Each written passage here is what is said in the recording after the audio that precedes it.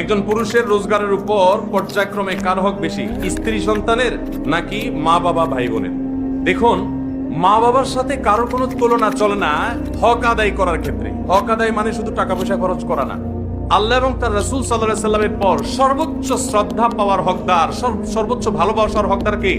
মা এবং বাবা। মা বাবার চাইতে বেশি ভালোবাসা পাওয়ার হকদার পৃথিবীতে আর কেউ, শ্রদ্ধার হকদার আর কেউ।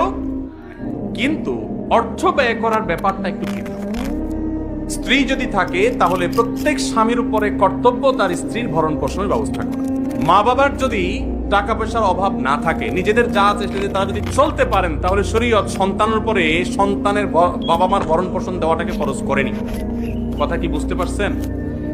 কিন্তু মা বাবার প্রতি শ্রদ্ধা দেখানো, তাদের জন্য অর্থকড়ি নফল হিসাবেও খরচ করা, এটা আমৃত্যু, এমনকি মৃত্যুর পরও করতে হবে, আজীবন করতে হবে।